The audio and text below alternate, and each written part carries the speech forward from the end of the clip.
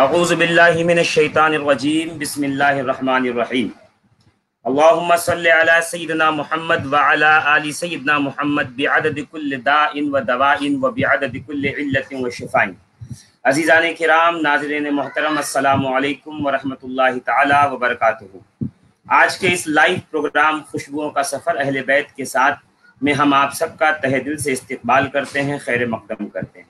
الحمدللہ عز و جل ہم بہت خوش نصیب ہیں کہ آج ہمارے ساتھ عالم اسلام کی ایک مایہ ناز شخصیت جڑنے والے ہیں، اور ساتھ میں بہترین لب و لہجے کے مالک ثنا خوان رسول مداح اہل بیت اطہار علی جناب ابو تراب برکاتی صاحب قبلہ تشریف فرما ہیں، جو حضور سید ستین حیدر صاحب قبلہ کے مرید بھی ہیں اور چہیتے نعت خواں بھی ہیں۔ انشاءاللہ العزیز ہم ان کے زبان سے اور ان کے لب و لہجے میں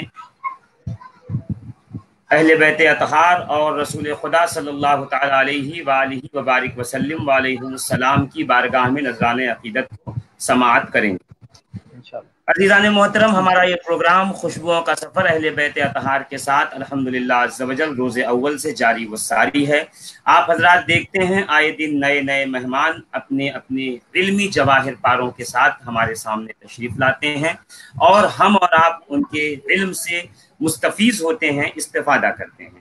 آج ہمارے ساتھ الحمدللہ عز و جل ایک ایسی مایہ ناز شخصیت ہے جن سے ہر وہ بندہ واقف ہے جو علم سے شغف رکھتا ہے، اہل بیت اطہار سے محبت رکھتا ہے، یعنی جامع معقول و منقول حضرت علامہ و مولانا سید مظہر حسین شاہ صاحب قبلہ جیلانی، جو تھوڑی ہی دیر میں ہمارے آنکھوں کے سامنے ہوں گے۔ فی الحال ہمارے ساتھ عالی جناب عالی مرتبت حضرت علامہ و مولانا اشتیاق علی صاحب قبلہ تشریف رکھتے ہیں، اور آپ حضور قبلہ مفکر اسلام، داعیے محبت اہل بیت اطہار، اور یہ سمجھ لیجئے کہ اس وقت پوری دنیا میں جہاں بھی اہل بیت اطہار سے محبت کرنے والے بستے ہیں، رہتے ہیں، قبلہ مفکر اسلام سے کسی نہ کسی طریقے سے جڑے ہیں۔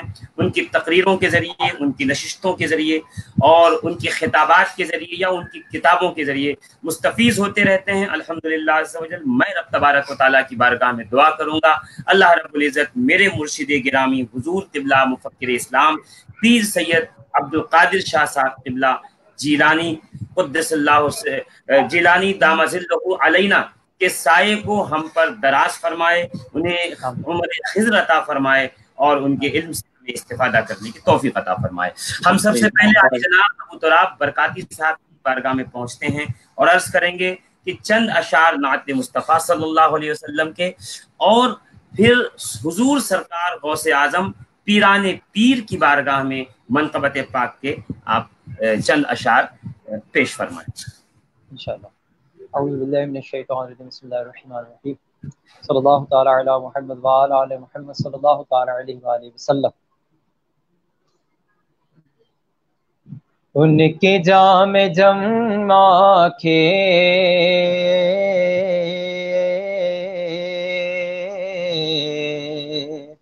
شیشہ بدن میرا، ان کے جام جم آنکھیں شیشہ بدن میرا، ان کے بلد موٹھی میں سارا باق پن میرا، ان کے بلد موٹھی میں سارا باق پن میرا،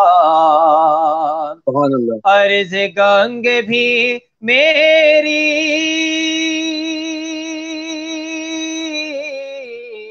خطہ جمل میرا، عرض گنگ بھی میری خطہ جمل میرا، خطہ جمل میرا، میں غلام خواجہ ہوں، میں غلام خواجہ ہوں، ہلد ہے وطن میرا، میں غلام خواجہ ہوں، ہلد ہے وطن میرا،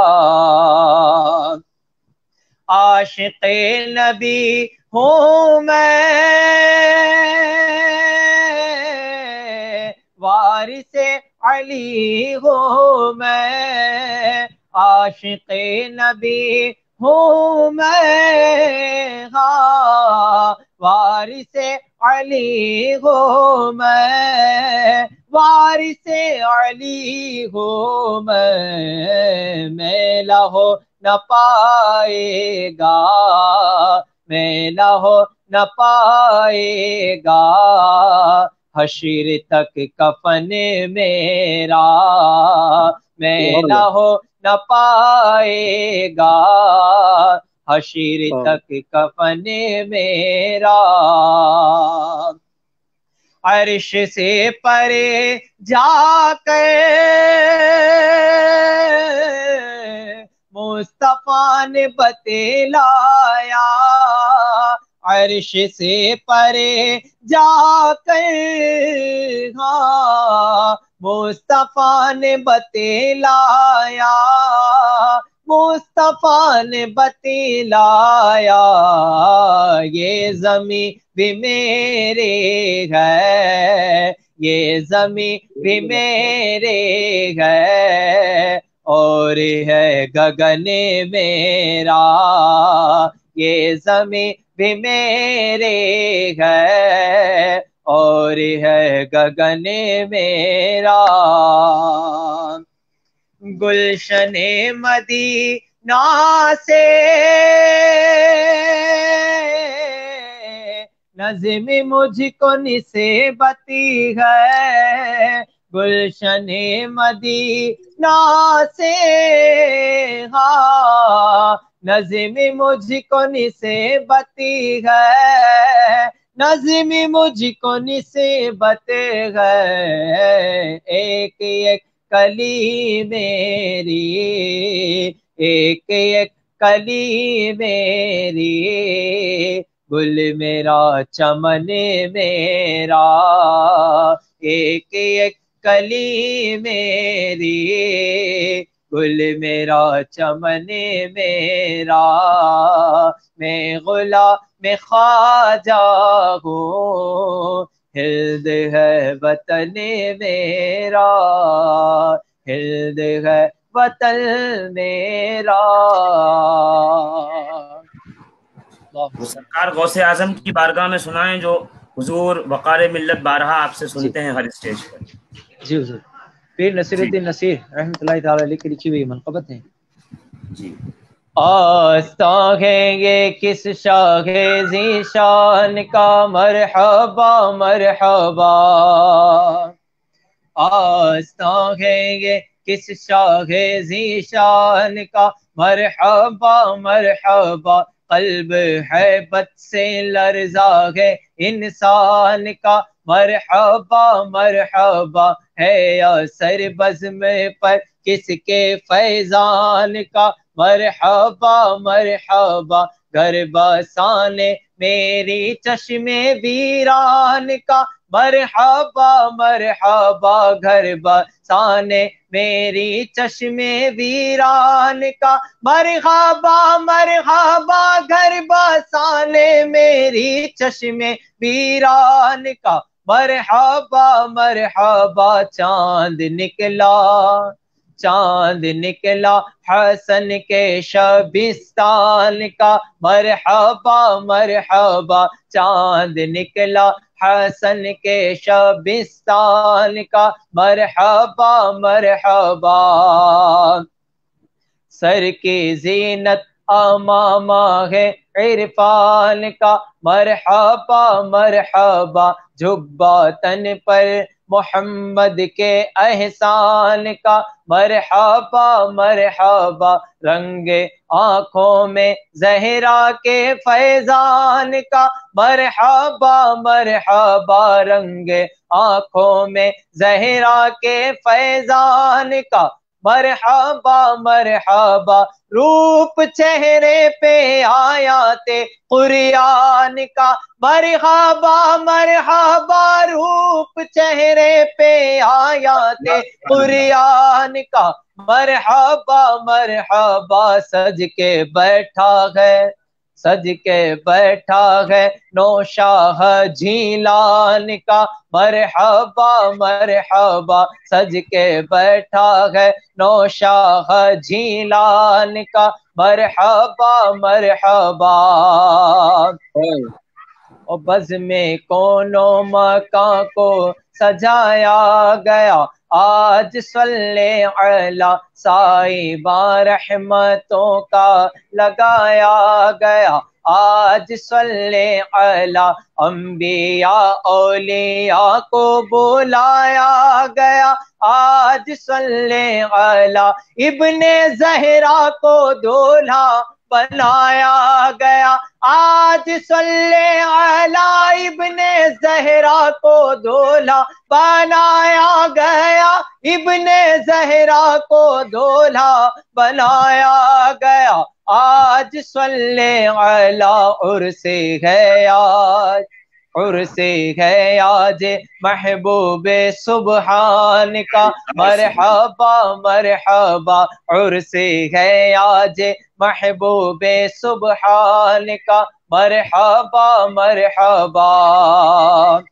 اور گلشن مصطفیٰ کی پھبنی اور ہے یہ چمن اور ہے، گلشن مصطفیٰ کی پھبنی اور ہے یہ چمن اور ہے، شاہ ابرار کی انجمن اور ہے یہ چمن اور ہے، بوئے گلدستہ پنجے تنی اور ہے یہ چمن اور ہے، بوئے گلدستہ پنجے تنی اور ہے یہ چمن اور ہے، شان آل حسین و حسن اور ہے یہ چمن اور ہے، شان آل حسین و حسن اور ہے یہ چمن اور ہے، سرمدی رنگے سرمدی رنگے ہے اس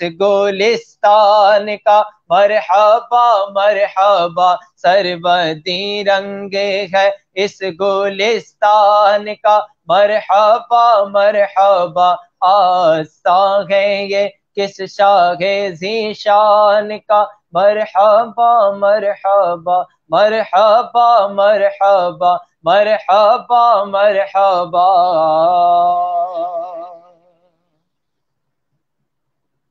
اللہم صلی علی سیدنا و شفیعنا و حبیبنا و نبینا صلی اللہ تعالی علیہ وآلہ وسلم، اللہ رب محمد صلی اللہ علیہ وسلم، نحن عباد محمد صلی اللہ علیہ وسلم، صلی اللہ تعالی علیہ وآلہ وسلم۔ جی قبلہ سید مظہر حسین شاہ صاحب ابھی تشریف نہیں لائے ہیں، تو میں یہ چاہتا ہوں کہ جب تک آپ تشریف لائیں اس وقت تک آپ وہ منقبت مولائے کائنات سنائیں جو حضور سید آل رسول حسنین میاں نظمی علیہ رحمت و رضوان نے لکھی ہے، اور بڑی مشہور زمانہ ہے، مناظر حسین بیضاوی نے جسے پڑھا اور لوگوں نے اسے سنا، بہت مقبول عام ہے، نعرہ حیدری یا علی۔ میں چاہتا ہوں کہ آپ اس کو یہاں پر سنائیں، ہمارے بہت ہی محترم بہت ہی مشفق عالی جناب حضرت علامہ مولانا اشتیاق علی صاحب قبلہ تشریف فرمائیں، بڑے غور سے آپ کو سن بھی رہے ہیں، ہمارے سامعین بھی ماشاءاللہ عز و جل سن رہے ہیں۔ میں ان سے گزارش کروں گا، سننے سے کام نہیں چلے گا، اگر آپ چاہتے ہو کہ آج جو معرکۃ الآراء خطاب ہو، جو گفتگو ہو قرآن اور اہل بیت سے تمسک کے بارے میں، وہ زیادہ سے زیادہ تر لوگ سنیں، اس پہ عمل کریں، تاکہ عشق اہل بیت کی شمع جو ہمارے دلوں میں روشن ہے وہ مزید روشن ہوتی جائے، اور پھر اس کی نور سے ہمارے اطراف و اکناف سب منور ہوتے جائیں۔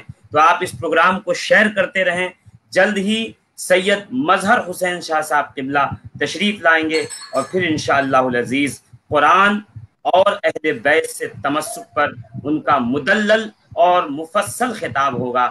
آئیے ہم عالی جناب ابو تراب برکاتی صاحب کی بارگاہ میں چلتے ہیں، وہ ہمیں حضور سرکار نظمی میاں علیہ رحمت و رضوان کا کلام سنائیں، نعرہ حیدری یا علی یا علی۔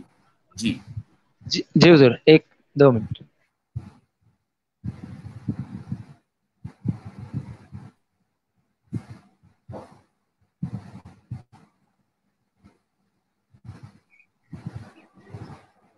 جس کے ہاتھوں میں ہے ذوالفقار نبی، جس کے پہلو میں ہے راہوار نبی، دختر مصطفیٰ جس کی دلہن بنی، جس کے بیٹوں سے نسل نبی ہے چلی، ہاں وہی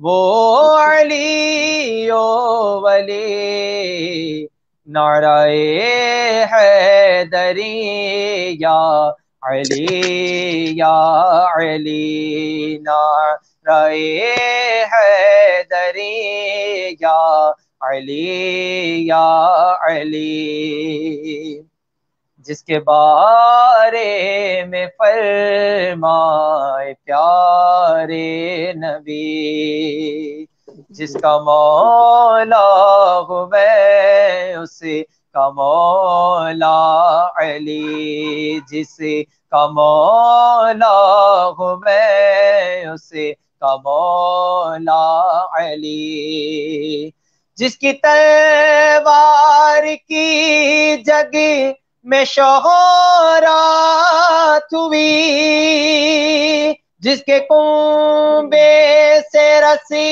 میں شجاعتی چلی، ہاں وہی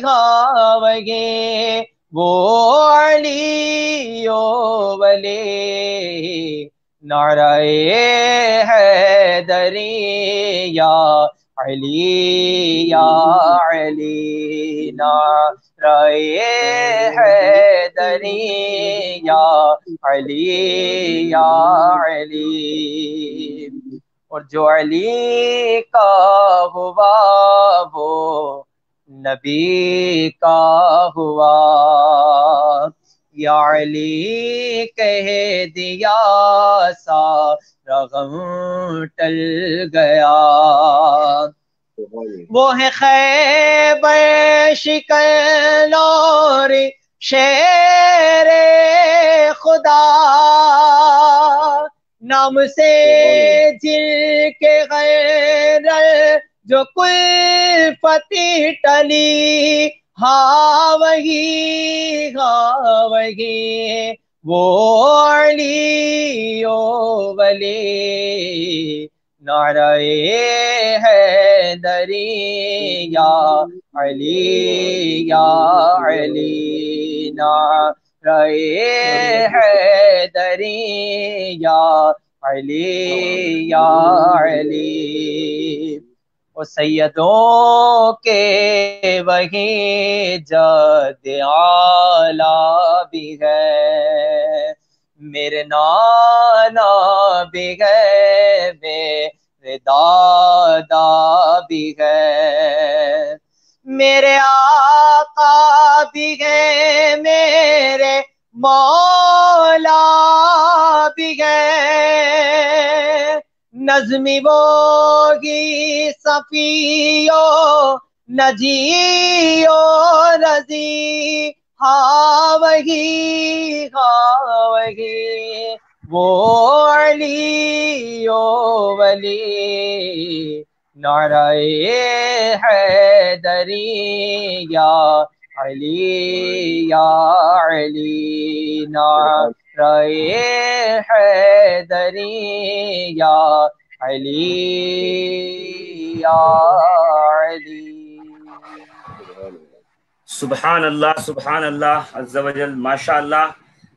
جیسے ہی نعرہ حیدری یا علی کا آپ نے کلام شروع فرمایا، الحمدللہ عز و جل، آپ حضرات دیکھ سکتے ہیں اپنے موبائل، ٹی وی اور کمپیوٹر اسکرین پہ، تو الحمدللہ عز و جل حضور قبلہ و کعبہ سید مظہر حسین شاہ صاحب قبلہ تشریف لائے ہیں۔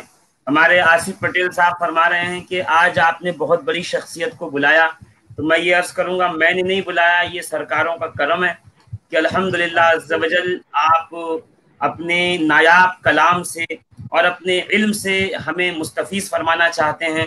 میں نے تو بس یوں ہی ایک عریضہ پیش کیا تھا اور یہ قبول ہو گیا، اور یہ کوئی عجب بات نہیں ہے کہ بڑے اپنے چھوٹوں کو نوازتے ہیں الحمدللہ عز و جل۔ آج ہم ان سے فیض یاب ہوں گے جو بالمشافہ حضور مفکر اسلام سے فیض یاب ہوتے ہیں الحمدللہ عز و جل۔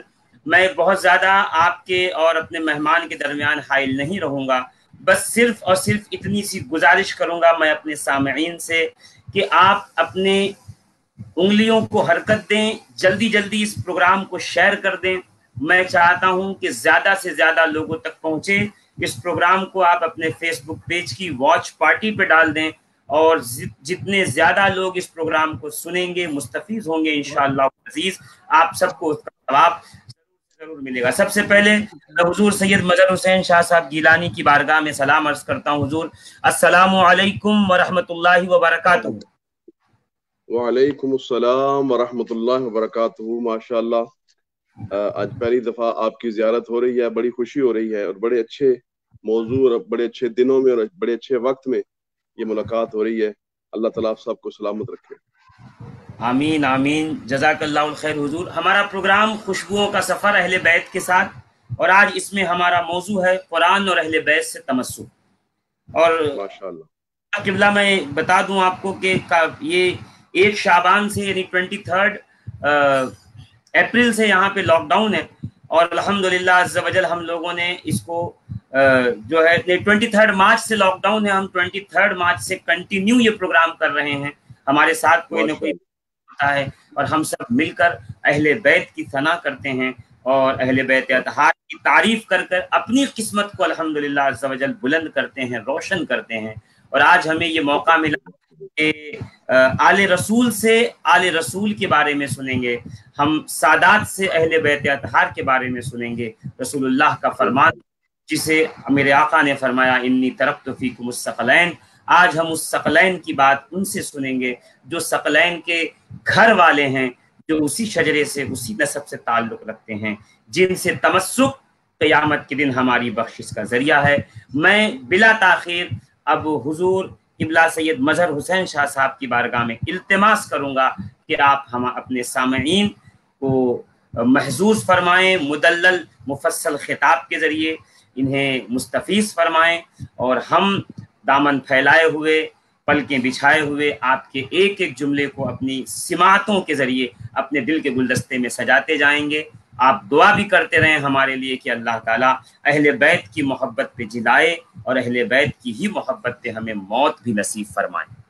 آمین۔ نعرہ تکبیر، اللہ اکبر، نعرہ رسالت، نعرہ حیدری، نعرہ غوثیہ، شہزادہ غوث الورا حضور پیر سید عبد القادر شاہ صاحب جیلانی، حضرت پیر سید مظہر حسین شاہ صاحب جیلانی، آستانہ عالیہ قادریہ جیلانیہ والتھمسٹو لندن۔ زندہ باد زندہ باد۔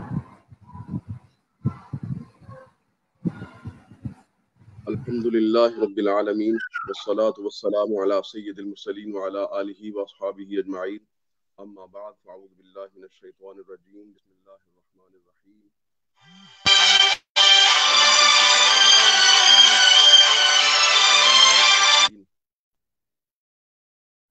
انما یرید اللہ لیذہب عنکم الرجس اہل البیت ویطہرکم تطہیرا، صدق اللہ مولانا العظیم۔ الصلاة والسلام علیک یا سیدی یا رسول اللہ وعلی آلک واصحابک یا حبیب اللہ۔ الصلاة والسلام علیک یا سیدی یا رسول اللہ وعلی آلک واصحابک یا حبیب اللہ۔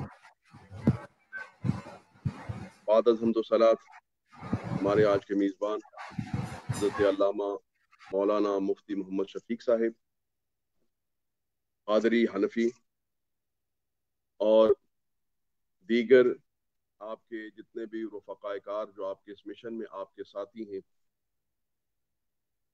آپ سبھی حضرات کا بالخصوص قبلہ مفتی صاحب کا شکریہ ادا کرتا ہوں کہ انہوں نے جناب حضرت علامہ حافظ اشتیاق علی صاحب قادری کے توسط اور ذریعے سے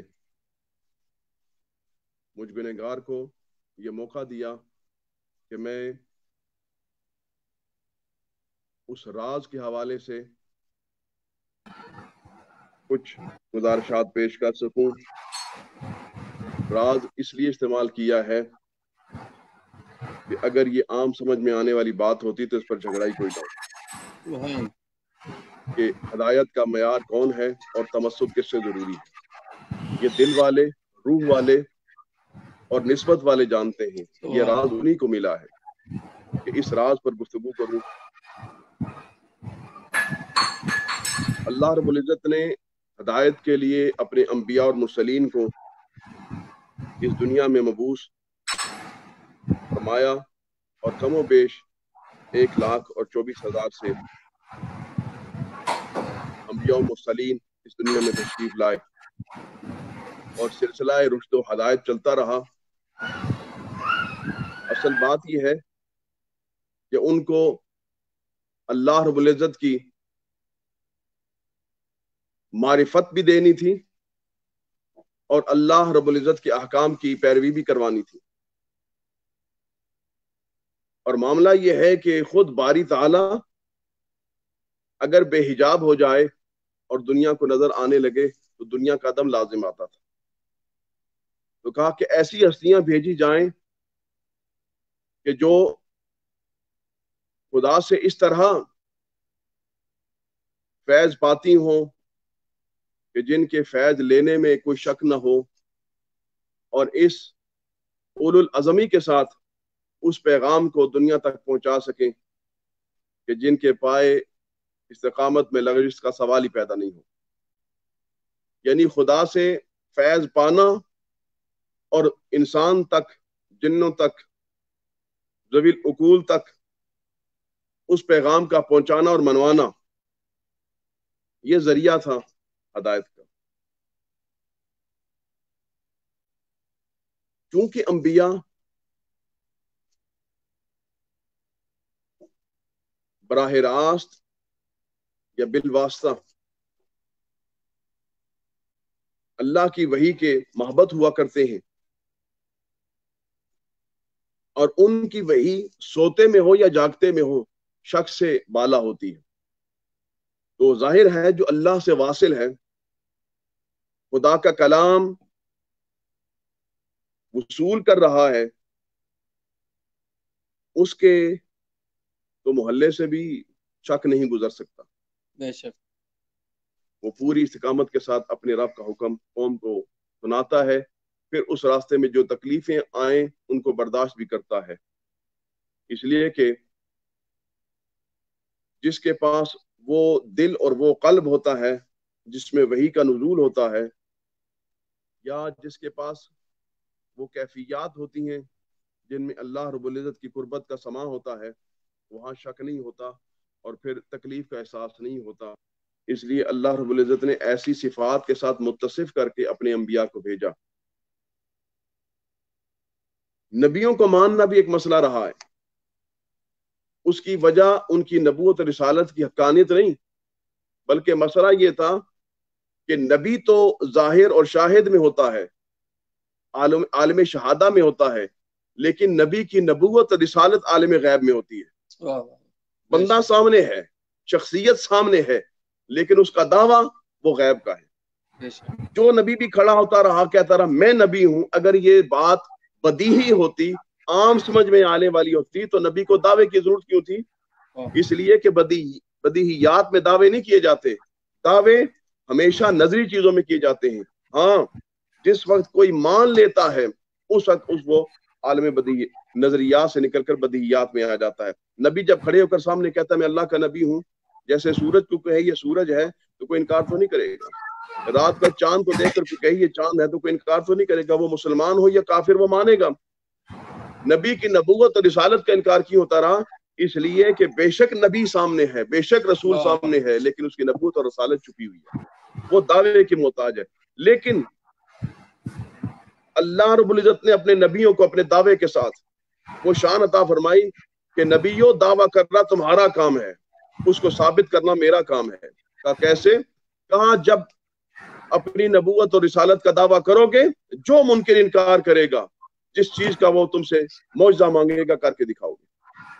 موسیٰ علیہ السلام، ابراہیم علیہ السلام، آپ ان کے معجزات پڑھ کر دیکھیں تو آپ کو یہ بات بالکل واضح نظر آئے گی کہ اپنے دعووں کے ساتھ ساتھ انہوں نے وہ معجزات دکھائے کہ عقل انسانی عاجز ہو گئی اور سرنڈر کر کے ماننا پڑا۔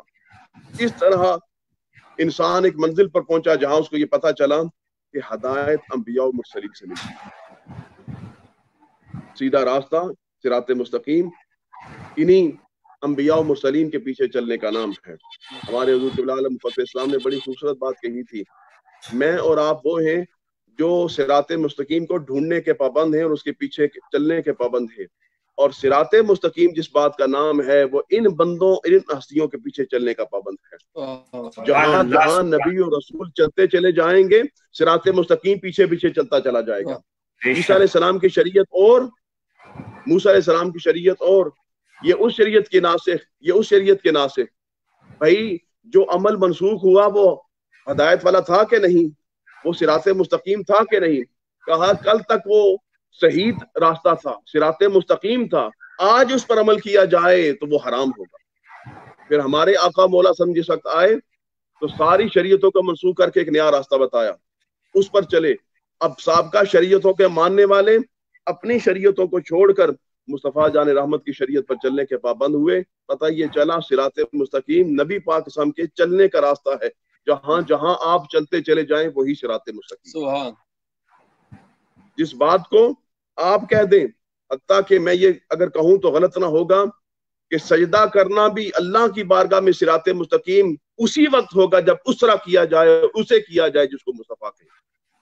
اگر نبی پاک علیہ السلام بیت المقدس کی طرف منہ کر کے سجدہ کریں تو یہ صراط مستقیم ہے، اور اگر بیت المقدس سے اپنا منہ پھیر لیں، بیت اللہ کی طرف کر لیں، تو اب بیت المقدس کی طرف منہ کرنا اور سجدے کرنا یہ صراط مستقیم نہیں، یہ حرام ہوگا۔ کل تک جو سیدھا راستہ تھا آج وہ سیدھا راستہ نہ رہا۔ کیوں؟ اس لیے کہ جو سیدھے راستے کو بنانے والا ہے اس کا منہ، اس کا جو ہے نا خط بدل گیا تو راستہ بھی بدل گیا۔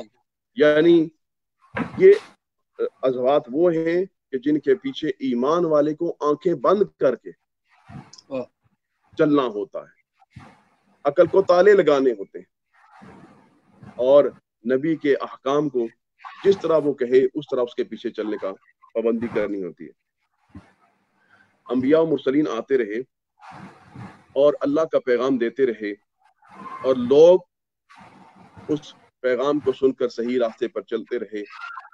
جب سلسلہ نبوت اور سلسلہ رسالت ہمارے آقا مولا صلی اللہ علیہ وسلم پر آ کر ختم ہوتا ہے، سرکار دو عالم صلی اللہ علیہ وسلم اس دنیا کو چھوڑ کر جا رہے ہیں، اس وقت سب سے بڑی بات یہی تھی، جیسا کہ رسول اللہ صلی اللہ علیہ وسلم نے ارشاد فرمایا، جس حدیث کا ابھی قبلہ مفتی صاحب نے ذکر بھی فرمایا ہے کہ انی اوشک ان ادعا فاجیبا وانی تارک فیکم الثقلین۔ ایک لمحے کے لیے صرف ذرا آپ اس بارے میں غور کر لیجئے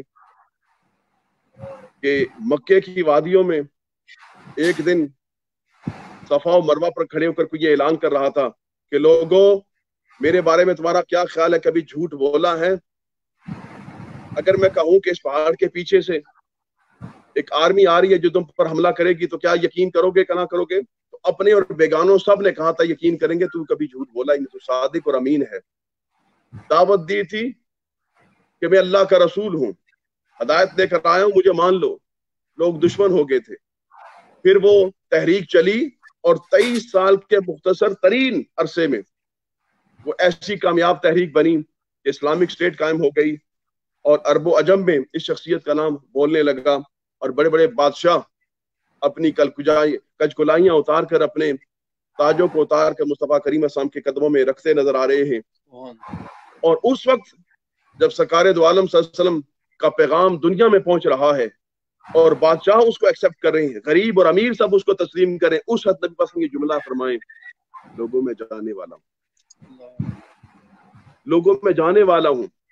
وہ بلال حبشی جو نبی پاک علیہ السلام کو دیکھ دیکھ کے تھکتے نہیں تھے، وہ صحابہ جو گھر جاتے اور واپس جلدی لوٹ کر آتے کہ مصطفیٰ کی زیارت کریں اور سرکار کی بارگاہ میں بیٹھیں، جب ان کے سامنے نبی پاک علیہ السلام نے یہ جملہ کہا ہوگا لوگوں میں جانے والا ہوں، کیسی کیفیات ہوں گی، کیسا مشکل وقت ہوگا جب سرکار نے یہ بات کہی ہو،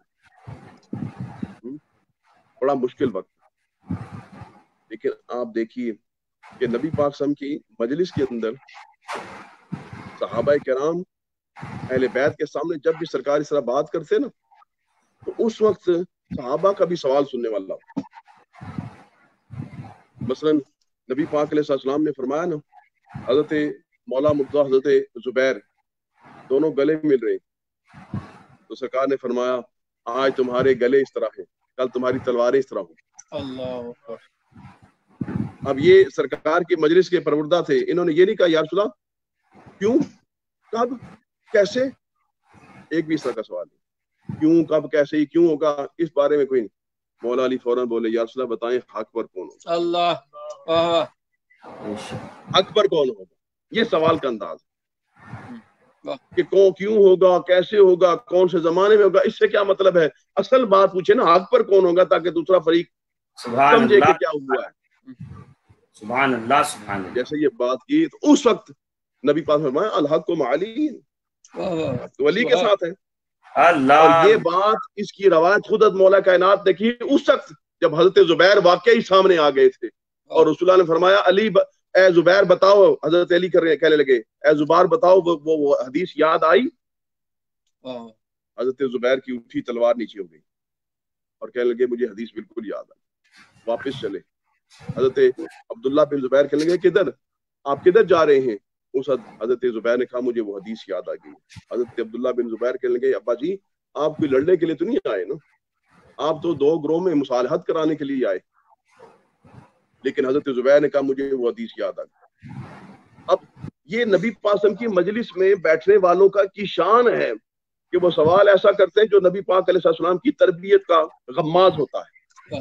یہاں پر بھی جب سوال کیا یا رسول اللہ، جب سرکار نے فرمایا کہ جا رہا ہوں، اب پہلا سوال یہ پیدا ہوتا تھا کہ یا رسول اللہ آپ تو جا رہے، پھر ہماری ہدایت کا راز کیا ہے، ہم کس سے تمسک کریں گے؟ آپ تو چلے جائیں گے، جس سے آپ کی بارگاہ میں آ کر سوال کیا کرتے تھے، آپ کو مرکز ہدایت سمجھتے تھے، آپ کے بات کس کو سمجھے؟ انی تارک فیکم الثقلین۔ اس وقت رسول اللہ صلی اللہ علیہ وسلم ارشاد فرمانے لگے انی تارک فیکم الثقلین، میں تم میں دو وزنی چیزیں چھوڑتا ہوں۔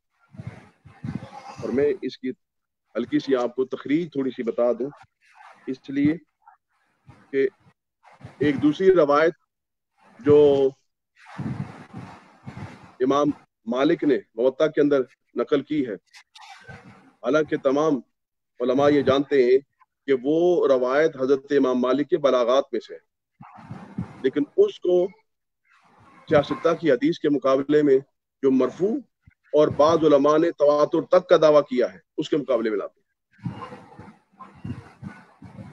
یہ حدیث جو ہے تارکن فیکم الثقلین مختلف الفاظ کے ساتھ، مختلف صحابہ کے ساتھ، مختلف سندوں کے ساتھ، مختلف کتابوں میں 10 سے زیادہ کتابیں تو اس وقت میرے ساتھ ہیں جس میں نشان لگائے ہیں کہ انہوں نے یہ حدیث اپنی کتابوں میں لی ہیں۔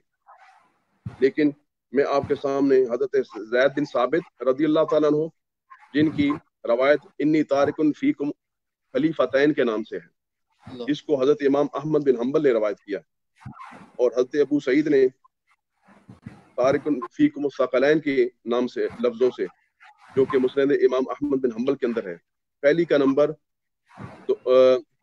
21,470 ہے اور دوسری کا نمبر 11,046 ہے، یہ جو ہمارا نیا مطبع ہے دارالحدیث کا اس میں۔ اور پھر حضرت ابو سعید خدری رضی اللہ عنہ انی تارکن فیکم الثقلین مسند امام احمد بن حنبل کے اندر 11,073، اور انی تارکن فیکم الثقلین کے الفاظ کے ساتھ صحیح مسلم کے اندر 2,408 اور ترمذی کے اندر 3,788 اور دارمی شریف کے اندر 3,316، اور امام حاکم نے حضرت زید بن ارقم سے اس حدیث کو روایت کیا ہے اور مسلم شریف نے بھی اس کو زید بن ارقم سے روایت کیا ہے. وہ کہتے ہیں انی تارکن فیکم ثقلین 4576 حدیث کا نمبر ہے, اور انہی سے پھر 4577 بھی ہے. اور امام طبرانی نے معجم الکبیر کے اندر 4969 اور طبرانی نے دوسری جگہ پھر اس حدیث کو 4971 میں بیان کیا ہے. اور حضرت جابر بن عبداللہ انصاری رضی اللہ عنہ نے ان سے روایت کی ہے ترمذی نے 3786, طبرانی کبیر 2680, انہی سے حضرت جابر بن عبداللہ انصاری سے. اور اس کے علاوہ بہت سارے ہیں. اور بڑے مزے کی بات یہ ہے کہ جو دوسرے جو جماعت کے لوگ جن کو اپنا سمجھتے ہیں, البانی, شیخ البانی جو ہیں, انہوں نے اپنی جو ہے سلسلہ احادیث صحیحہ اس کے اندر اس وقت اس حدیث کا تفصیل سے ذکر کیا ہے جب ان کو یہ پتہ چلا کہ کویت اور بعض دوسرے ملکوں کے علماء اس حدیث کو انی تارکن فیکم ثقلین کو ضعیف کہتے ہیں. تو انہوں نے ان پر جو ہے نا تعاقب کرتے ہوئے اس کے شواہد پیش کر کے یہ ثابت کیا ہے کہ انی تارکن فیکم ثقلین حدیث صحیح ہے. یعنی اپنے تو اپنے بیگانے مانتے ہیں کہ یہ حدیث صحیح بھی ہے, اور علماء کی ایک بہت بڑی تعداد یہ تسلیم کرتی ہے کہ یہ حدیث جو ہے یہ تواتر کے حد تک پہنچی ہوئی ہے. کتنے یعنی صحابی آپ اندازہ کریں, جابر بن عبداللہ انصاری سے حدیث کو روایت کریں, حضرت ارقم سے حدیث کو روایت کریں, حضرت ابو سعید سے حدیث کو روایت کریں, حضرت ابو سعید خدری سے حدیث کو روایت کریں. چھوٹی بات ہے. حضرت مولا کائنات خود اس حدیث کو روایت کریں. اس کے علاوہ کئی حدیث کے راوی ہیں جو بیان کرتے ہیں کہ نبی پاک علیہ السلام نے فرمایا. اور پھر یاد رکھیں اس حدیث کی روایت کا موقع صرف ایک بتایا جاتا ہے کہ غدیر خم کے موقع پر آپ نے یہ بات کہی ہے. یاد رکھیں یہ بات ایک دفعہ کی نہیں ہے. نبی پاک علیہ السلام نے غدیر خم کے موقع پر بھی یہ بات کہی ہے, مدینہ طیبہ کے اندر بھی یہ بات کہی ہے, مکے میں بھی یہ بات کہی ہے, اور طائف میں بھی یہ بات کہی ہے, اور بار بار اپنی امت کو کہتے رہے. صرف یہ نہیں فرمایا. اب دیکھیے نبی پاک علیہ السلام پرچم ہدایت اہل بیت کے سپرد کر کے جا رہے ہیں. ہمیں وہ روایات ملتی ہیں جس میں یہ بات آتی ہے کہ علیکم بسنتی وسنت الخلفاء الراشدین المہدیین, کہ تم پر میری اور میرے خلفائے راشدین کی سنت ہے. بڑے مزے کی بات یہ ہے کہ وہاں بھی گروہ کا نام لیا ہے, یہاں بھی گروہ کا نام لیا ہے, لیکن وہاں کہا کہ ان کی سنت تم پر ہے, اور خلفائے راشدین کا نام لیا. یہ نہیں کہا میں ابو بکر صدیق چھوڑ کر جا رہا ہوں, عمر فاروق چھوڑ کر جا رہا ہوں. خلفائے راشدین دوسری حدیث میں بتا دیا کہ ان کی جو خلافت راشدہ کا زمانہ وہ 30 سال ہے. خلافت راشدہ کا زمانہ 30 سال ہے. تو کیا نبی پاک علیہ السلام نے اپنے پردہ فرمانے کے بعد صرف 30 سال کی گارنٹی دی تھی کہ میرے بعد 30 سال ہدایت رہے گی؟ اگر سرکار دو عالم وسلم کی شریعت اور ہدایت کا زمانہ آپ کے جانے کے 30 سال بعد تک ہوتا تو پھر نبوت اور رسالت بھی وہیں تک محدود ہوتی. نبی پاک علیہ السلام نے کہا 30 سال تک جو خلیفہ ہوں گے وہ خلفائے راشدین ہوں گے. پر بڑے مزے کی بات یہ ہے خلیفہ راشد ہوگا, اس کی سنت پر عمل کرنا ضروری ہوگا, لیکن دیکھنا یہ ان کی سنت ہے کیا. ایک خلیفہ راشد اٹھاتے ہیں تو کہتے ہیں ارکبو محمدن فی آل بیتی. نبی پاک علیہ السلام کی آل پاک کے ساتھ وہی سلوک کرو جو سرکار کے ساتھ کرتے تھے. دوسرا خلیفہ راشد دیکھتے ہیں تو کیا ہے, منبر پر بیٹھا ہوا ہے, فیصلہ کرتا ہے. مولا علی اٹھ کے کہتے ہیں کہ یہ فیصلہ غلط ہے, یہ فیصلہ ٹھیک نہیں ہے. حضرت مولا علی نے جب یہ بات کہی تو عمر فاروق منبر خلافت پر بیٹھے ہوئے آپ کہتے ہیں کہ علی پھر کیا فیصلہ ہونا چاہیے. مولا علی نے فرمایا کہ یہ جو آپ نے اس عورت کو رجم کرنے کا حکم دیا یہ نہیں ہے, وضع حمل ہونے دیں, بچے کی ولادت ہونے دیں, اس کے بعد اس پر یہ احکام جاری ہوں گے. بچے کو ہم نے اس وقت حضرت عمر فاروق کہتے ہیں لولا علی لہلک عمر. سبحان اللہ. خلیفہ راشد وہ ہیں اور ان کو گائیڈ مولا علی کر رہے. इन्नी तारिकुम फीकुम सक़लैन, मैं तुम में दो वजनी चीजें छोड़कर जा रहा हूँ।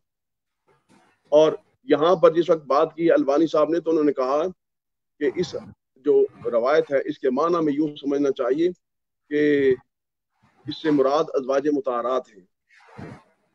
अहले बैत का लफ्ज़ अज़वाज मुताहरात के लिए भी इस्तेमाल होता है। मेरा उनसे भी यही सवाल होगा, खुलफाए राशिदीन हो या अज़वाज मुताहरात हो, उनकी जिंदगियों का कितना सारा वक्त ज़ाहिरी तौर पर दुनिया में गुजरा है। हज़रत आयशा सिद्दीक़ा सबसे ज्यादा उम्र में छोटी थी, वो कितना अर्सा आपके बाद ज़ाहिरी हयात में वो जिंदा रही हैं। इसलिए ये समझ लेना चाहिए कि ये इन्नी तारिकुन फीकुम सक़लैन उन लोगों के बारे में नहीं है जिनका जमाना 30 साल का था या 60 साल या 70 साल बाद में जिंदा रहे, बल्कि ये क़यामत तक के लिए है। क्यों? इसलिए कि फरमाया अल महदी मिन्ना अहल बैत।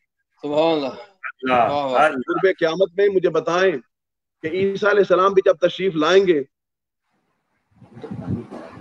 ईसा अलैहिस्सलाम भी अल्लाह का रसूल है, साहिब शरीयत और साहिब किताब शख्सियत है।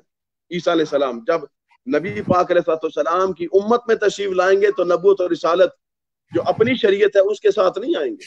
नबूवत और रिसालत तो आपके पास है, वो आपसे जुदा होने वाली नहीं है, लेकिन अपनी शरीयत नाफिज नहीं करेंगे हत्ता कि आप तशरीफ लाएंगे और उस कौम में खड़े होंगे जिसमें इमाम महदी अलैहिस्सलाम होंगे। तो नबी का शहजादा ये कहेगा कि मैं नबी का बेटा हूँ, मुझे पता है नबूवत और रिसालत का क्या मकाम है और क्या अदब है। उस वक्त अर्ज करेंगे, ए अल्लाह के रसूल ईसा अलैहिस्सलाम आप आगे होइए और हमें फजर की नमाज पढ़ाइए। उस वक्त ईसा अलैहिस्सलाम फैसला कर देंगे। ईसा अलैहिस्सलाम फैसला करेंगे कि इमाम किसको होना चाहिए। आप फरमाएंगे इमाम हुकुम मिनकुम, तुम्हारा इमाम तुम में से है। आप आगे हो जाइए। मैं अपनी बात को वापस किताब पे आने से पहले यहाँ आप सबकी तवज्जो चाहता हूँ और एक सवाल करना चाहता हूँ इस वक्त के उलमा से, जो लोग इल्म की फजीलत के कायल हैं, मुझे ये बताएं कि नबूवत के इल्म के मुकाबले में किसी गैर नबी का इल्म है? रिसालत के इल्म के मुकाबले में, रसूल के इल्म के मुकाबले में किसी गैर रसूल का इल्म है? अब मुझे ये बताओ, एक तरफ रसूल खड़ा है, एक तरफ गैर रसूल खड़ा है। हजरत ईसा अलैहिस्सलाम अल्लाह के रसूल हैं। याद रखिए, जिस नबी को नबूवत और जिस रसूल को रिसालत रब देता है, लेता नहीं है। वो नबी अपनी नबूवत के साथ मुत्तसिफ रहता है, उसी शान का हामिल होता है। क़यामत के मैदान में भी वो नबी और रसूल बनकर खड़ा होगा। तो यहाँ दुनिया में आए तो हजरत ईसा अलैहिस्सलाम रसूल हैं। रसूल होते हुए इमाम महदी को आगे खड़ा करेंगे तो क्या बताएंगे कि नसब का कितना बड़ा मकाम, खून का कितना बड़ा मकाम है, आले रसूल का कितना बड़ा मकाम है। तो मैं कहा करता हूँ कि अगर ईसा अलैहिस्सलाम महदी अलैहिस्सलाम के पीछे खड़े हो तो हतक नहीं होती, तो मौलाना साहब की क्यों हतक हो जाती है किसी सैयद के पीछे खड़े होने से? वो भी सैयद ही हो। आज सैयदों से जान छुड़ाते फिरते हो, समझते हो कि सादात के साथ अगर खड़े हो तो हमारी पगड़ी ऊंची नहीं होती। नहीं, तुम ये राज समझ लो कि सादात के साथ खड़े होगे तुम्हारी पगड़ी इतनी ऊंची होगी जितनी किसी की नहीं होगी। लेकिन तुम इस राज को समझ ना सके और तुम दूसरी तरफ चल पड़े। अगर ईसा अलैहिस्सलाम अल्लाह के रसूल होकर सिर्फ उम्मत को ये बताने के लिए, सिखाने के लिए कि तुम्हारी अजमतों का राज किस बात में है, पीछे खड़े हो, तो आज हमें ये सबक ले लेना चाहिए कि आज के जो सादात हैं, इन्हीं में से कोई सैयद ऐसा खानदान होगा, चल रहा होगा, जिसमें इमाम महदी अलैहिस्सलाम का नूर भी मुतकिल हो रहा है और उनकी हिफाजत रब फरमा रहा हो। और उन्हें नहीं आकर फिर दज्जाल से लड़ना है। दज्जाल के फितने से जो महफूज रहना चाहता है, उसको जरूर इमाम महदी अलैहिस्सलाम की पनाह में आना पड़ेगा, उनके पीछे चलना पड़ेगा। तो आज लेने, आज समझे कि इमाम महदी अलैहिस्सलाम के जो माँ बाप बनते हैं शजरे में, वो सादात हैं, उनके साथ चलो। अर्ज़ खिदमत ही है, नबी पाक अलैहिस्सलाम बिल्कुल हज़रत नबी पाक अलैहिस्सलाम छोड़ कर गए। इसको छोड़ कर गए, कहा मैं छोड़ कर जा रहा हूँ, फीकुम सक़लैन। इस तरह फरमाया, इन्नी तारिकुन फीकुम सक़लैन किताब अल्लाह व इतरती, अल्लाह की किताब और अपनी इतरत छोड़ के जा रहा हूँ। किताबुल्लाह हब्लुम ममनूदुन मिनस समाइ इलल अर्द व इतरती, یہ سرکار نے خود تشریف فرما دی. کتاب اللہ یہ وہ رسی ہے جس کا ایک طرف اللہ کی بارگاہ میں ہے، من السماء الی الارض، جو آسمان سے زمین کی طرف ہے، اور اطرتی اہل بیتی، اور میری اطرت میری اہل بیت ہے. وَإِنَّ اللَّطِيفَ الْخَبِيرَ أَخْبَرَنِي أَنَّهُمَا لَن يَتَفَرَّقَا حَتَّى يَرِدَا عَلَيَّ الْحَوْضَ. اور اللطیف الخبیر یعنی رب کائنات نے مجھے اس بات کی خبر دی ہے کہ ان دونوں کا تعلق ایسا پکا اور مضبوط ہوگا کہ لن یتفرقا، کہ یہ دونوں جدا نہیں ہوں گے، حتی یردا علی الحوض، حتیٰ کہ یہ دونوں میرے سامنے حوض پر اکٹھے آئیں گے. کتاب اور اہل بیت اطرت رسول یہ دونوں جدا نہیں ہوں گے، یعنی سرکار سے لے کر قیامت تک جدا نہیں ہوں گے، اور ان کے ساتھ رہنے کا سلسلہ کیا ہوگا حتیٰ کہ قیامت آ جائے گی. سرکار دو عالم حوض کوثر پر ہوں گے، کتاب بھی آئے گی، اہل بیت بھی آئیں گے، اکٹھے ہوں گے. اب یہ جو اگلا جملہ سرکار کا نا، یہ سرکار نے بار بار فرمایا ہے، یہ سننے والا ہے. فانظروا بما تخلفونی فیہما، اب دیکھو پھر غور کرو کہ تم ان میں مجھے کیسے رکھتے ہو.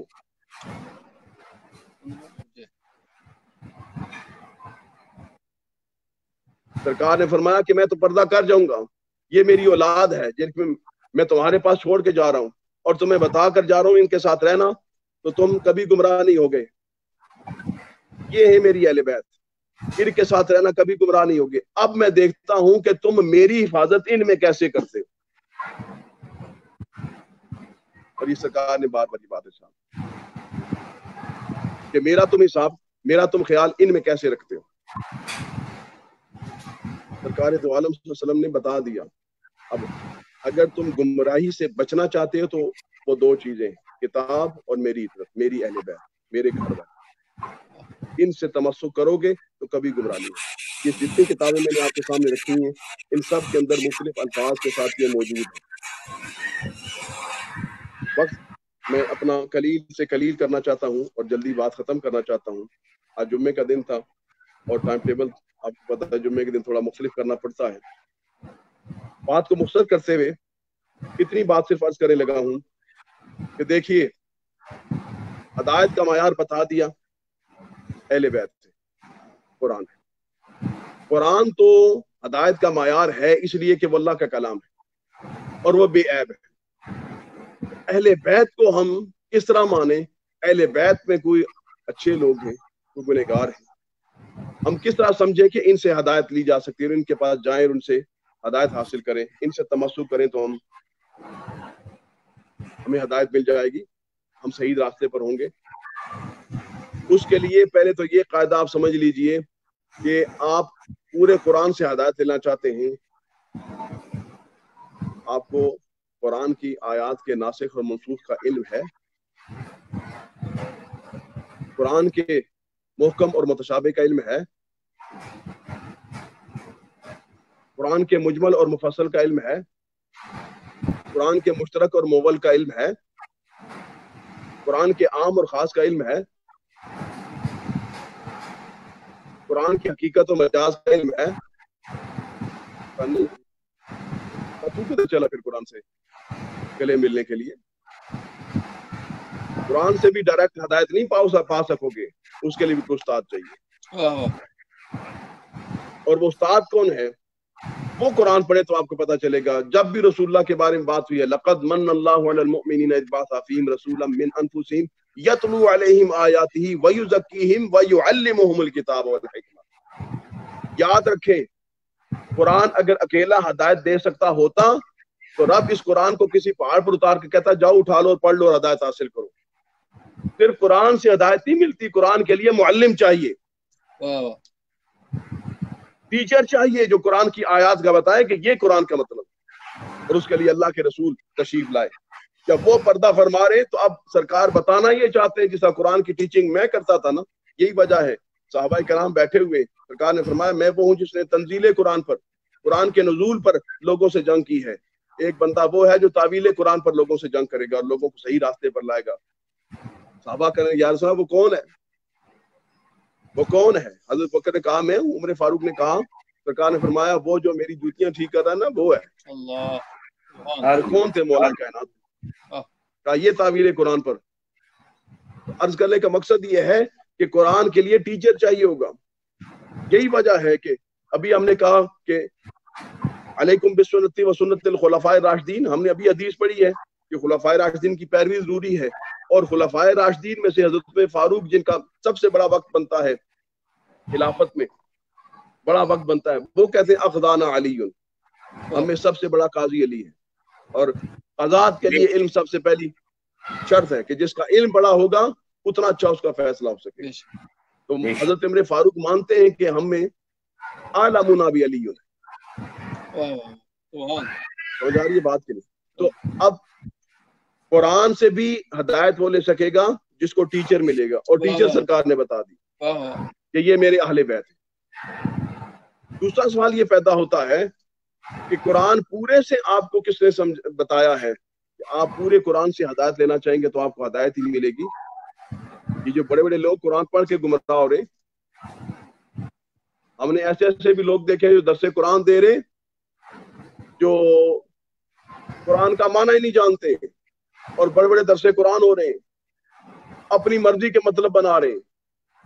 मैंने ऐसा भी बंदा सुना है, आजकल तो इंटरनेट का दौर है, एक ऐसा बंदा सुना जो कुरान मजीद की वो आयत फलम्मा वदअतहा हजरत मरियम अलैहिस्सलाम के बारे में कि ईसा अलैहिस्सलाम को जब जन्म दिया, हजरत मरियम अलैहिस्सलाम की अम्मी जान हजरत ज़ौजा इमरान, वो जब कुरान मजीद उनका बयान रिकॉर्ड कर रहा है, तो वो जब कहती है ना कि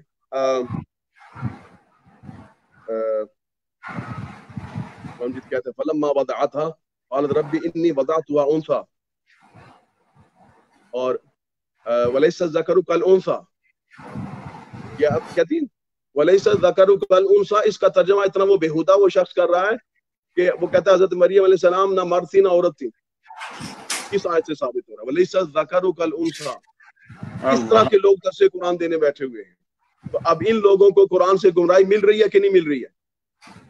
तो कुरान से सिर्फ हदायत नहीं मिलती, कुरान खुद कहता है युदिल्लु बिही कसीरन व यहदी बिही कसीरा। इसी कुरान के जरिए से हदायत भी मिल जाती है, और इसी कुरान के जरिए से कोई गुमराही लेना चाहे तो वो सौदा भी पड़ा हुआ है, वो भी ले सकता है। तो किस तरह पता चले कि कौन सी आयत से हदायत लेनी है और कौन सी आयत से हमें गुमराही मिल सकती है?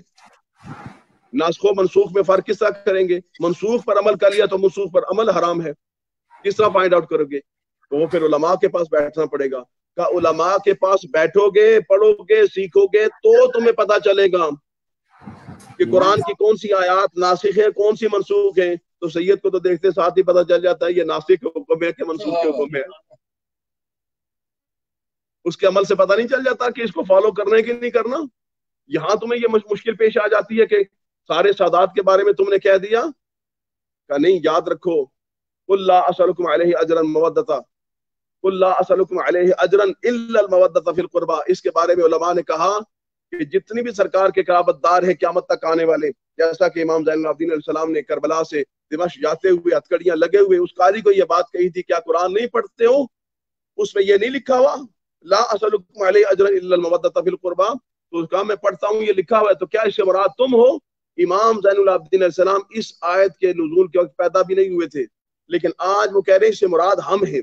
इसका मतलब ये है कि सरकार दो आलम सल्लम की औलाद इमाम हसन इमाम हुसैन से लेकर क़यामत तक आने वाले सारे सादात जो हैं वो आयत कुर्बा से मुराद है। सबसे मोहब्बत वाजिब होगी और फर्ज होगी, सबसे प्यार जरूरी होगा।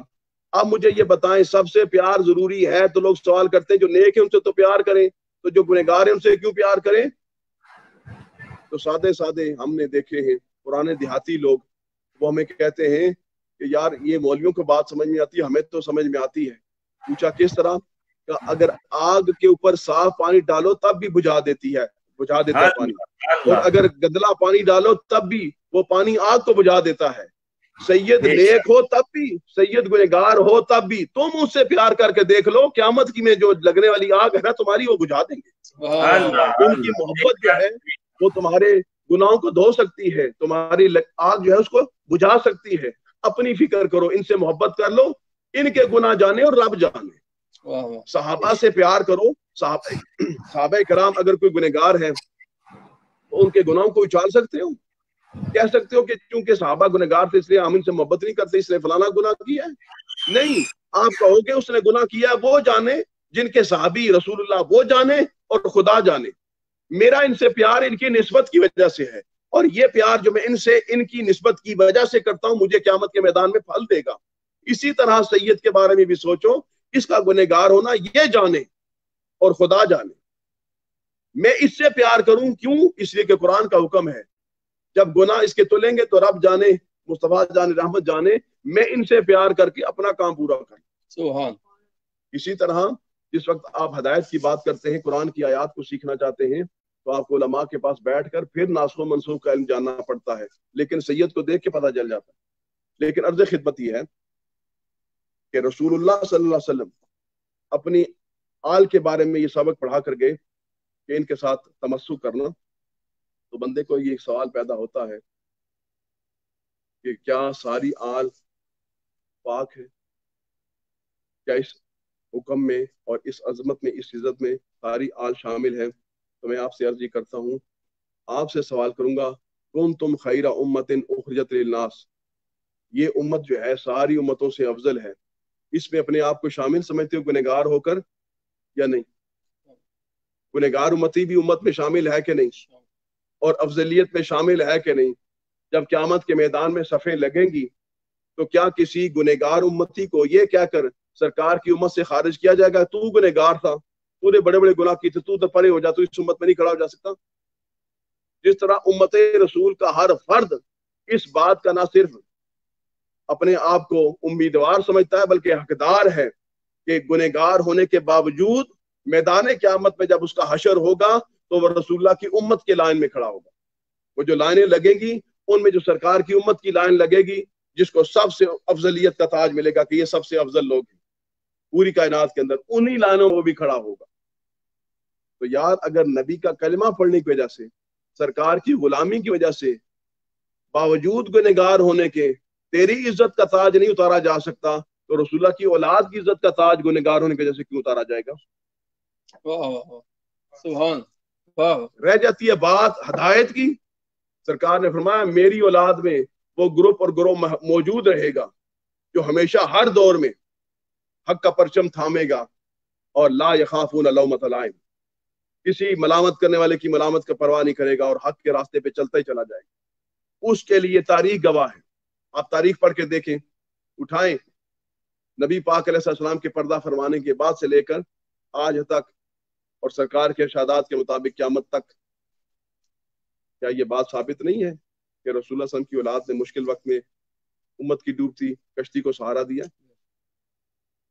یہ بات ثابت نہیں ہوئی؟ امام حسن علیہ السلام کا کردار آپ کے سامنے نہیں ہے؟ امت کو سنبھالا کس نے دیا؟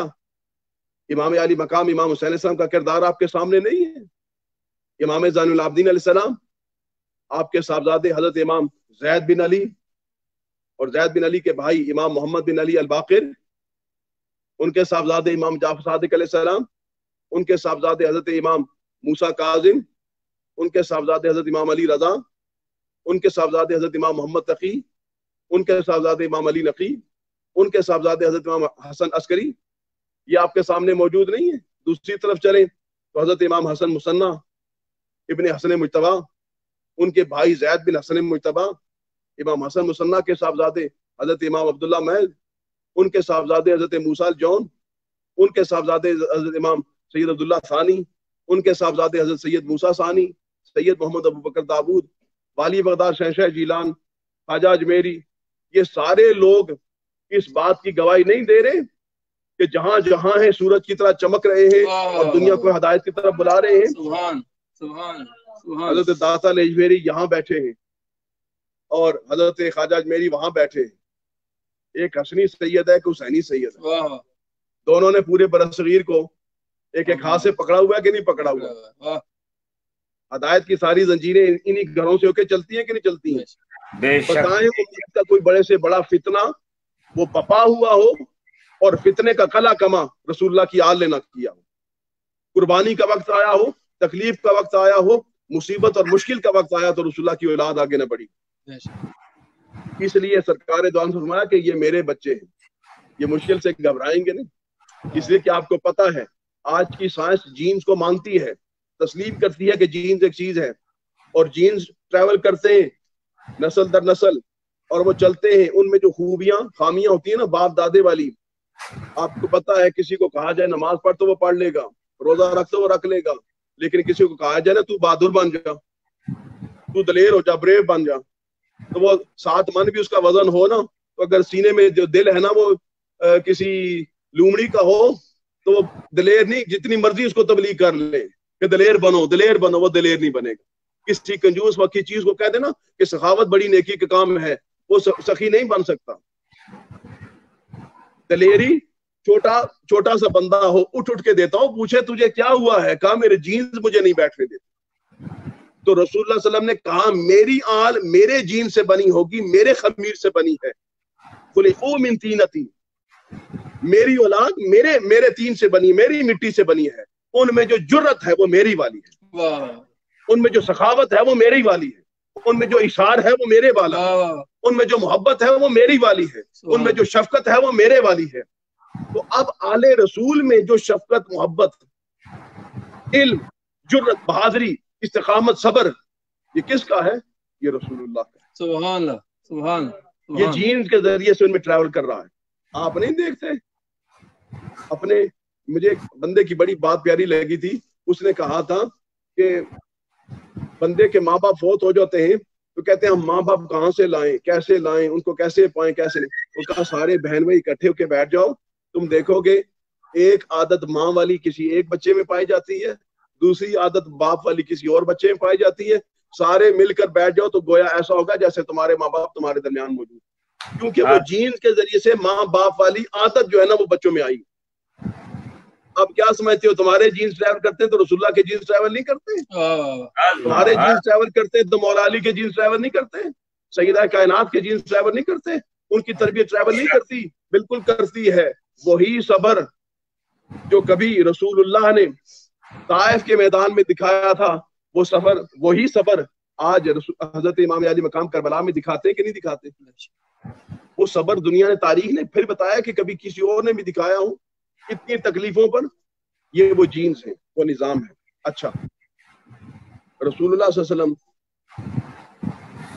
कुरान आले रसूल की झोली में डाल कर गए कि तुम्हारे हवाले है, और कुरान को कहा तू अहले बैत के हवाले है, अहले बैत का तुम कुरान के हवाले है। इसी वजह से कुरान पढ़ो तो वह अहले बैत की शान बयान करता है, अहले बैत के पास जाओ तो वो कुरान सुनाते। ये दामन चोली है का साथ है, ये कभी जुदा नहीं होंगे, ये इकट्ठे रहेंगे, साथ रहेंगे, क्योंकि नबी की ये तालीम है कि साथ रहेंगे। अब एक बात सिर्फ बात करके खत्म करता हूँ, वो ये है, क्योंकि मुझे पता है मेरे मुखातब बड़े बड़े बुजुर्ग लोग बैठे हुए हैं, इसलिए मैं कोई ऐसी बात नहीं कर रहा कि अवामी तौर पर अवाम को कोई मैं बात समझाने, मैं समझ रहा हूँ कि मेरे साथ उलमा बैठे हुए हैं, उनके मायार की बात करूँ। एक सवाल ये पैदा होता है, आप किसी स्कूल में जाते हैं, किसी कॉलेज में जाते हैं और आप मैथ्स पढ़ना चाहते हैं, वहां क्या होता है, आपका टेस्ट लेते हैं, इंटरव्यू लेते हैं और आपको कहते हैं आप इस क्लास में चले जाएं।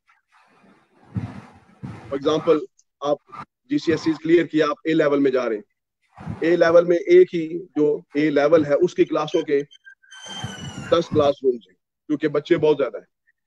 अब A क्लास में आपको दाखिला मिला, आपका दोस्त जो आपके साथ गया था, जब वो शीट जारी हुई तो वो जिस क्लास में गया वो दूसरी में पढ़ रहे, आप भी मैथ से पढ़ रहे, वो भी मैथ है, लेकिन आप और टीचर से पढ़ रहे, वो टीचर से पढ़ रहे, दोनों का रिजल्ट निकलता है। आप समझते थे यार मेरा रिजल्ट अच्छा है, वो कहता नहीं मेरा टीचर अच्छा था, मैं पास हो गया। तो चॉइस आपको मिल गई, इस क्लास में जाओ कि इससे आप सबक पढ़ो, इससे पढ़ो। तो कहा चलो अहले बैत से भी हिदायत मिल सकती है या अहले बैत से ही हिदायत? यहाँ ये देखना है मुफ्ती साहब किबला, अहले बैत से भी हिदायत मिलती है या अहले बैत से ही हिदायत मिलती है? ये सवाल करना। अब सवाल ये है कि अहले बैत से भी, मसलन सरकार फरमाते ये अहले बैत छोड़कर जाता हूँ, इनसे तमस्सुक करना, कभी गुमराह नहीं होगे। अब कोई और बात भी होती कि चलो इनसे नहीं किया उनसे कर लेना, कभी गुमराह नहीं होगे। नहीं भाई एक ही सबक सरकार पढ़ा कर गए, दूसरा कोई सबक नहीं है। दूसरा पता है क्या सबक है? दूसरा क्या सबक है कि अगर इनको छोड़ा तो फिर क्या होगा? इनके साथ रहो कभी गुमराह नहीं होगे, इनको छोड़ोगे तो हलाक हो जाओ। सिर्फ ये नहीं कि कम नंबरों पर पास होगे, सिर्फ ये नहीं कि टीचर बाकी अच्छे नहीं होंगे, नहीं कहा इनको छोड़ा। हदीसें मेरे सामने मौजूद है, मैं किताबें नहीं खोलता, सिर्फ आपको नंबर बता देता हूँ। और बड़ी मशहूर हदीस है कि अहले बैत की कश्ती ये नूह की माने थे, इसमें सवार हो जाओ। जो इसमें सवार हुआ वो निजात पा गया, और जो इनसे पीछे रह गया वो गरक हो गया, वो तबाह हो गया, वो हलाक हो गया। मैंने हदीसें काफी सारी तैयार की थी, मेरा दिल था मतन पढ़ के आपकी खिदमत में पेश करता, लेकिन आप लोगों का भी टाइम काफी हो गया, रात बहुत हो गई है और यहाँ हमारी नमाज का भी वक्त हो गया है। अब सिर्फ इस बात को दोनों को जोड़ लें कि अहले बैत से हदायत मिलती है और इनके साथ तमस्सुक की वजह से बंदा गुमराही से बचता है। लेकिन अगर कोई ये समझता है कि इनसे तमस्सुक करूं तो ठीक है, ना करूं तो फिर किसी और से कर लूं तो फिर भी मेरा काम चल जाएगा, सरकार में किसी और के पास जाओगे तो फिर हदायत नहीं मिलेगी, सिर्फ गुमराह नहीं होगे। ये बंद हो रहा है, सिर्फ गुमराह। टाइम खत्म हो गया? जी चल रहा है। ये जी आवाज आ रही है? बिल्कुल ठीक है, ठीक है। अच्छा जी जी जारी है, आवाज आ रही है जी। मैंने अब ये किया है कि यूं समझ लेना चाहिए कि एक ही रास्ता अल्लाह के रसूल सल्लल्लाहु अलैहि वसल्लम छोड़ कर गए हैं, एक ही रास्ता छोड़ कर गए हैं, और रास्ता अहलुल बैत का रास्ता है, वो आले रसूल का रास्ता है। इसके अलावा हलाकत ही हलाकत है। अगर कोई बंदा दीनों दुनिया में अपनी बेहतरी चाहता है और हदायत चाहता है, गुमराही से पाक होना चाहता है, तो उसकी ड्यूटी है वो अहले बैत के साथ होकर रहे। अहले बैत आले रसूल, नबी पासम की औलाद पाक का नाम है, हसनैन करीमैन का नाम है, हसनैन करीमैन की आले पाक का नाम आले रसूल है। और आले रसूल जो आले हसनैन करीमैन हैं, यही वो लोग हैं जिनके साथ तमस्सुक का हुक्म अल्लाह के रसूल सल्लल्लाहु अलैहि वसल्लम देकर गए थे। बाकी अगर कोई अहले बैत के उमूम में शामिल होता है तो उसकी उम्र ज़ाहिरी हयात तक थी, और उनके पर्दा फरमाने के बाद वो इस हदीस के इस उमूम से खारिज हो जाते हैं कि अब वो खुद बाकी नहीं है, तो इसलिए जरिया हदायत नहीं है। लेकिन क़यामत तक आने वाले जो लोग जो रसूलुल्लाह सल्लल्लाहु अलैहि वसल्लम की आले पाक है, जो उसने मुज्तबा की औलाद है, हुसैन करीम की औलाद है, इनकी औलाद क़यामत तक गारंटी है उम्मत के लिए कि इनके साथ तमस्सुक करो तो हदायत पाओगे, और अगर इनका साथ छोड़ोगे तो फिर तुम्हें कोई और अच्छा टीचर नहीं मिलेगा बल्कि गुमराह हो जाओगे। ये दोनों बातें अल्लाह के रसूल सल्लल्लाहु अलैहि वसल्लम ने फरमाई हैं, हमारी अपनी बनावटी नहीं है, अपनी बनाई हुई नहीं है।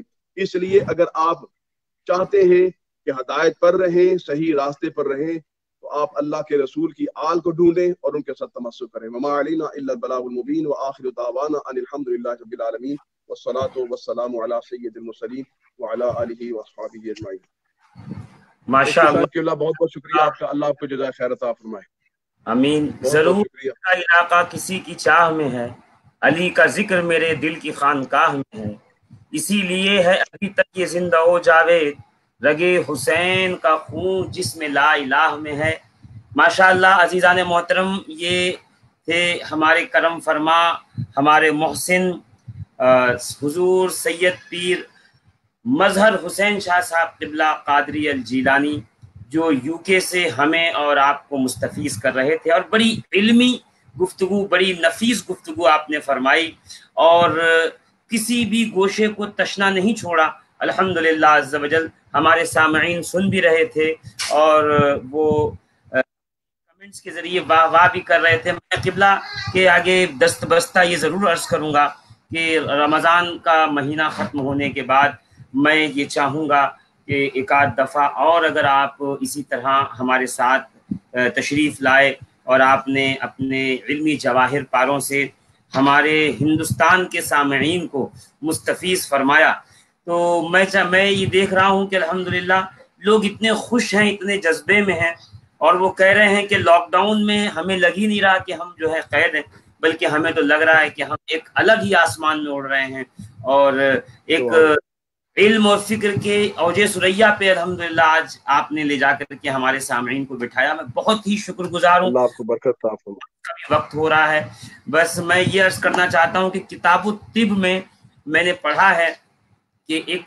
کتا جو تھا وہ پاگل ہو گیا، اور چاہا لوگوں نے کہ اسے ختم کر پھر وہ وڈیرے شخص کا کتا تھا اسے ختم تو نہیں کر سکے، مگر ایک باندھ دیا. وہ بھوکا پیاسا وہاں بھونکتا رہا، اور ایک دن ایسا آیا کہ وہ مر گیا. مگر اس کی عادت یہ تھی کہ وہ اپنے منہ سے اس درخت کو نوچ، دن کے بعد درخت بھی گر گیا، اور اس درخت کی لکڑیاں کاٹ کر لوگ اپنے اپنے ساتھ لے گئے، اور 2-4 ہی دن میں دیکھا گیا کہ اکثر گاؤں کے لوگ پاگل ہو گئے. طبیب آئے اور معالج آئے، معاملہ حل نہیں ہوا. آخرکار جب شاہی طبیب آیا، اس نے سب کا معائنہ کر کے کہا کہ انہیں کتے نے کاٹا ہے. کہا نہیں جناب، کسی پاگل کتے نے نہیں کاٹا ہے.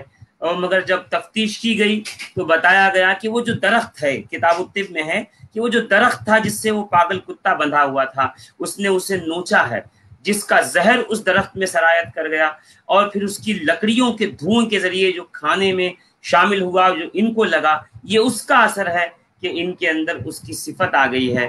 تو نیچے جا کر حاشیہ کہتے ہیں کہ جب درخت کی لکڑی کو اگر کتا اپنے منہ سے چھو لے اور اس کھانے والوں میں آ جائے، تو اگر اہل بیت اطہار کی محبت ہمارے دلوں میں ہو تو پھر اس کے اثر کے کیا کہنے ہوں گے. اور پھر اگر وہ دل قبول کر لے تو پھر تو دنیا میں بھی ہماری جو ہے کامیابی ہے، اور آخرت میں بھی ہماری کامیابی ہے. میں پیر صاحب قبلہ کی بارگاہ میں پھر سے ایک بار عریضہ پیش کروں گا کہ آپ اپنا کوئی وقت عید کے بعد ہمیں ضرور عطا فرمائیں. آج کے لیے انشاءاللہ اور جان سے ہم انشاءاللہ آپ کے شکر گزار ہیں. آپ نے اپنا قیمتی وقت ہمیں عطا فرمایا. جزاک اللہ الخیر. میں چاہتا ہوں کہ یہاں سے جاتے جاتے علی جناب ابو تراب برکاتی صاحب نعت مصطفیٰ منقبت اہل بیت سنا دیں. پیر صاحب قبلہ اگر وقت ہو رہا ہے تو بالکل آپ کر سکتے ہیں انشاءاللہ العزیز. نعت مصطفیٰ کے بعد اور منقبت کے بعد ہم بھی پروگرام صلی اللہ تعالی علی محمد تو 3 اشعار پڑھیے. وسلم. جی حضور.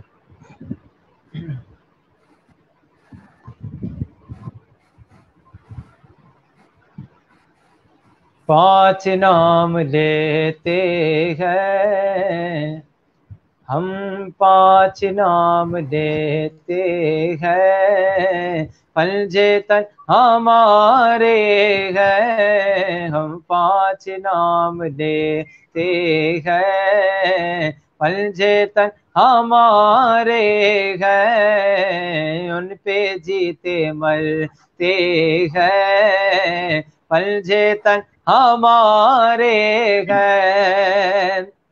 لے لیا ہے چاروں کو